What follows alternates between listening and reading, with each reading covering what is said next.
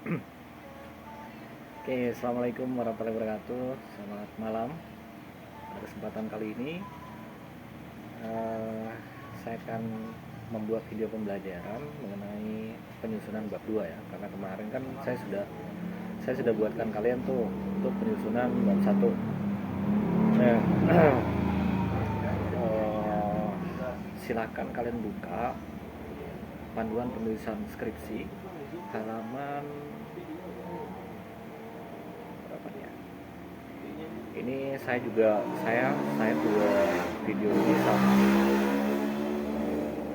buat video ini sambil buka pedoman penyusunan skripsi ini di halaman 19.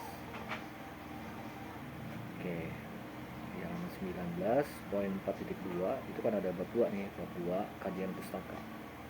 Nah, apa saja yang ada di dalam bab 2 ini atau kajian pustaka ini?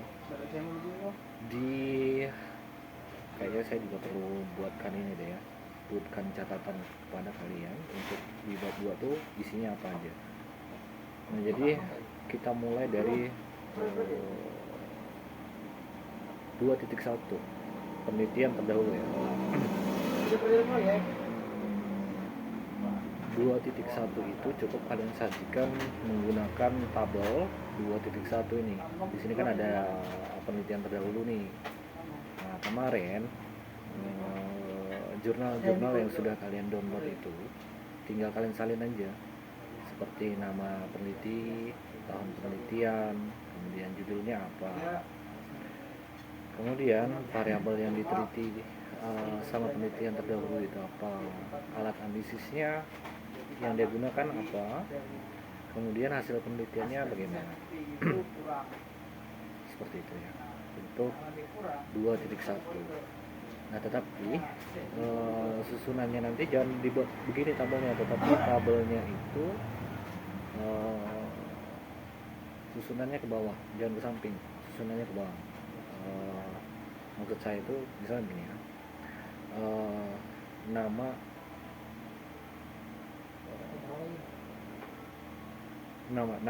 penelitian itu kolom paling atas, kemudian disusul kolom kedua itu judul penelitian. Jadi dia larinya ke samping, tidak ke bawah, karena kalau nanti dia ke samping ini bakal jelek susunannya. Jadi tolong itu nanti disusun ke bawah ya, disusun ke bawah, mulai dari nama peneliti, judul nama peneliti, judul penelitian, variabel yang diteliti, dan seterusnya. Nah, kemudian kita bergeser ke 2.2 teori yang digunakan. Nah, untuk mengawali teori yang digunakan ini perlu kalian tekankan di sini, sesuaikan sama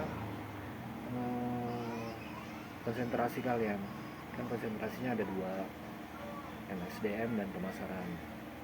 Jadi untuk yang konsentrasinya pemasaran, di awal teori yang digunakan ini gunakanlah teori pemasaran. Seperti contoh,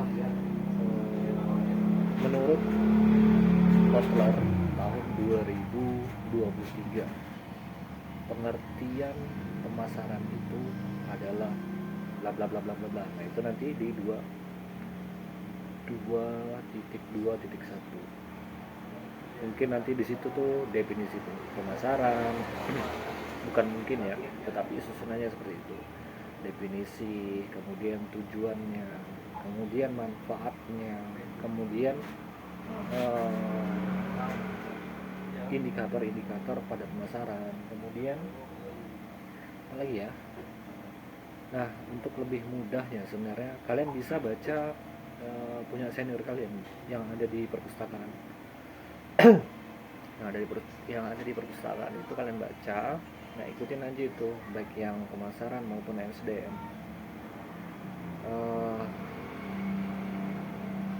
Nanti kan kalau masalah penyusunannya salah, nanti bisa saya koreksi. Tetapi kalau misalnya teori itu ya gitu-gitu aja. Cuman yang diupdate itu mengenai tahunnya. Misalnya nanti senior kalian itu pakai yang tahun lama, ya sudah, berarti cari teori pemasaran ataupun MSDM yang update. Misalnya cari yang 2015, ini 2025. Oke, berarti batasnya itu 2015 ke atas, dari 2015 ke 2025. Itu yang dijadikan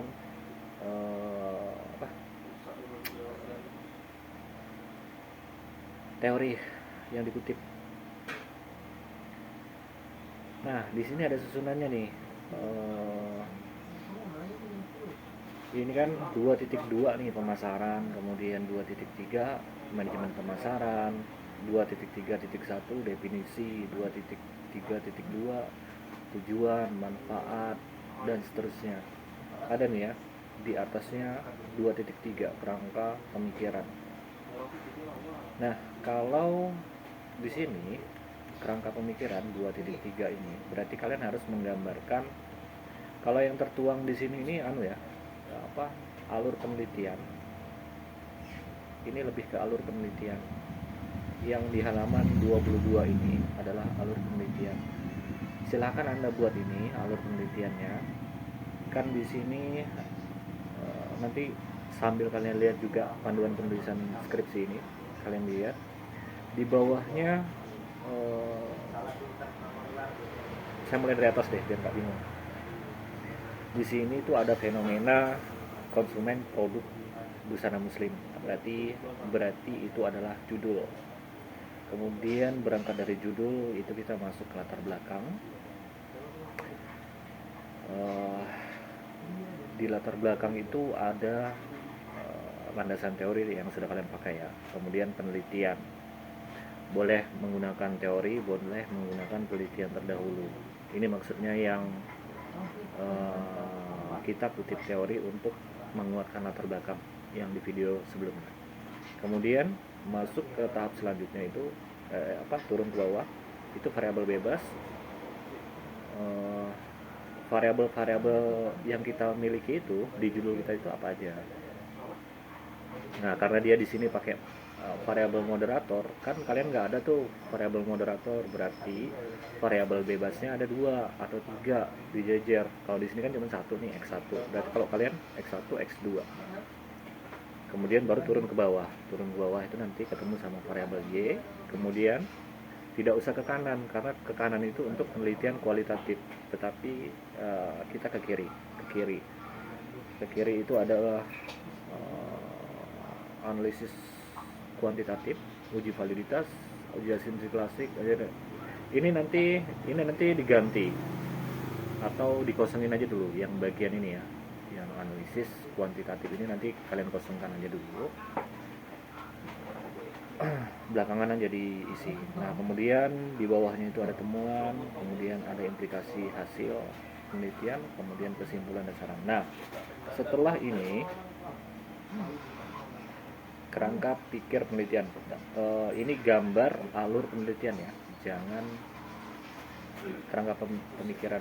Kerangka pemikirannya setelah alur penelitian, berarti letaknya itu di 2.3.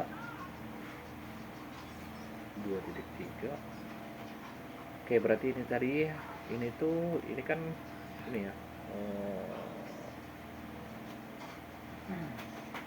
Gimana ya? Dibuat aja 2.3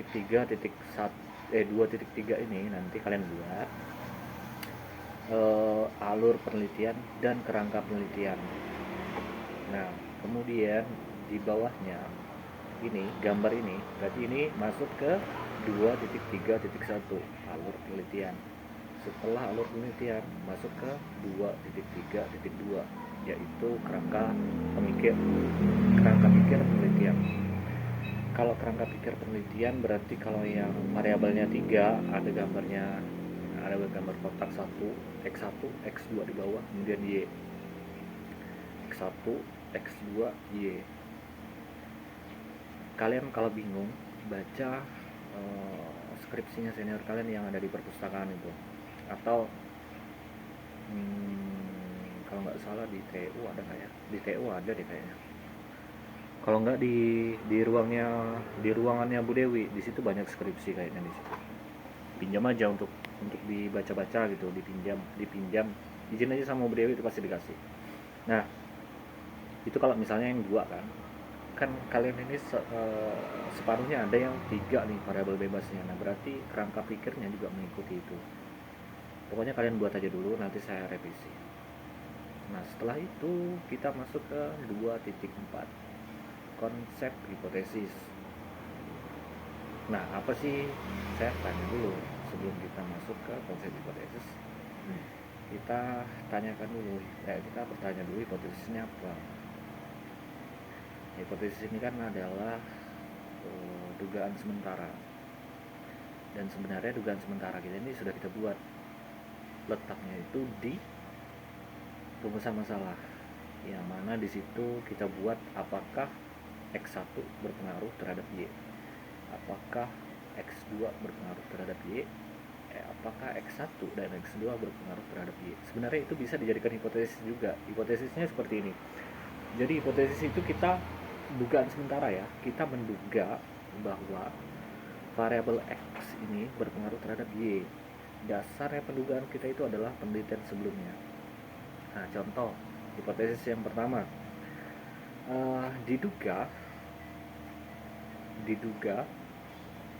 X1 berpengaruh terhadap Y. Itu hipotesis yang pertama. Yang kedua, diduga X2 berpengaruh terhadap Y. Kemudian yang ketiga, diduga X1 kalau misalnya dia 4 variabel berarti ada 4 ya hipotesisnya, 4 ada 5. Yang ketiga, diduga X3 berpengaruh terhadap Y. Yang keempat, diduga X1, X2 dan X3 berpengaruh terhadap Y. Nah ini dugaan sementara yang akan kita buktikan nanti di bab 4. Benar enggak dugaan kita ini sesuai enggak sama penelitian terdahulu. Nah seperti itu ya. Mungkin segitu aja dulu. Berarti sampai bab 2 itu 2.4, sampai konsep hipotesis. Di skripsi senior kalian itu ada juga di bawahnya itu cara untuk menjawab hipotesis. Di situ ada H1 dan H0. H1 itu digunakan untuk menjawab apabila dugaan kita ini nanti terbukti benar. Setelah kita mengolah data, nanti kan kita dapat hasilnya nih, dia berpengaruh apa tidak. Nah, kalau dia berpengaruh, berarti kita gunakan jawaban H1. Misalnya bunyinya H1 adalah X1 berpengaruh positif signifikan terhadap Y. Kan gini, hipotesis yang pertamanya tadi itu adalah diduga X1 berpengaruh terhadap Y. Atau boleh begini, diduga X1 berpengaruh positif signifikan terhadap Y. Nah, yang jawabannya opsi jawaban itu opsi jawaban dari hipotesis ini. Hipotesisnya H pertama, hipotesisnya diduga X1 berpengaruh positif signifikan terhadap Y. Nah di bawahnya itu ada opsi jawaban. Opsi jawabannya itu ada 2, H1 dan H0. H1 ini bunyinya X1 berpengaruh positif signifikan terhadap Y. Nah itu H1 yang atas ya. H0, X1 tidak berpengaruh terhadap Y. Nah seperti itu aja H0. Nanti kan pembuktiannya tinggal kita buktikan aja yang mana nih yang terbukti, apakah H1 apakah H0. Kalau misalnya di akhir nanti dia berpengaruh, berarti kita pakai jawaban yang H1. Kalau nanti di akhir semisal dia tidak berpengaruh, berarti yang kita gunakan H0. Seperti itu. Kalau misalnya kalian bingung, sambil kalian lihat video saya ini, lihat juga tuh skripsi kakak tingkat kalian atau senior kalian itu, atau jangan yang ini ya. Kalau yang ini sepertinya kalian tetap bingung panduan ini, cuman susunannya udah ngikutin ini. Nah, susunannya kalian ikutin ini. Kemudian kalau misalnya bingung di penjelasan yang tadi, itu tinggal sesuaikan sama skripsinya senior kalian. Dah, nanti ketemu tuh. Mungkin itu ya untuk bab 2. Jadi sambil kita membenahi bab satunya, kalian juga sambil dicicil bab 2 nya. Kalau bab 2 kan tinggal, bab 2 itu teori aja, jadi tidak terlalu sulit dan tinggal kalian nyomot-nyomot aja. Oh ya, kemudian kalian juga cari referensi judul kalian itu yang alat analisisnya itu menggunakan AMOS atau SEM ya, Structural Equation Model, SEM, atau menggunakan AMOS, AMOS. Nah, seperti itu. Coba cari referensi yang menggunakan alat analisis itu. Jadi kita tidak menggunakan SPSS pada metodologi penelitian ini, tetapi kita lebih menggunakan SEM, AMOS. Mungkin itu ya adik-adik yang bisa saya sampaikan kepada kalian. Karena seharusnya ketika kemarin ini yang saya sampaikan di kelas. Jadi di pertemuan berikutnya saya bisa menjelaskan untuk bab 3 supaya nanti juga saya akan koreksi sedikit mengenai bab satunya, tetapi nggak tahu lah ya apakah kalau misalnya saya ada waktu saya revisi bab satunya, tetapi kalau tidak ada ya sudah, saya terima apa yang sudah kalian upload ke grup kelas. Dan itu paling terakhir di upload itu kalau tidak salah kemarin tanggal nanti minggu jam 12 malam itu otomatis kalau misalnya kalian upload lewat dari jadwal itu, bab satu kalian itu tidak akan bisa kalian kirim. Seperti itu ya. Jadi tetap semangat. Ini sudah proses yang sulit itu sudah kalian lalui satu, yaitu di bab 1 lah. Bab 1 itu mungkin ya memang untuk menggali latar belakang atau permasalahan kita perlu yang namanya kreativitas. Ya, kita perlu kreatif lah untuk memunculkan atau menggali permasalahan yang ada di lapangan. Nah, kalau bab 2 dan bab 3 ini kan kalian tinggal nyomot sana sini aja nanti. Ini gampang. Nah, nanti setelah gampang kalian ketemu lagi di bab yang gampang juga sih sebenarnya. Gampang aja lah, jangan dibikin sulit, nggak usah dibikin pusing. Kalau bingung tanya, gitu ya. Di bab 4 nanti kita akan melakukan pengolahan data menggunakan AMOS, menggunakan SEM, Structural Equation Model.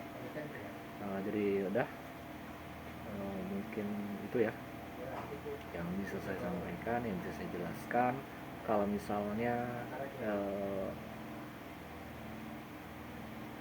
ada yang kurang jelas dari penjelasan saya, tetapi begini ya, saya sudah arahkan kalian untuk membaca punyanya senior, saya sudah arahkan untuk membaca pedoman.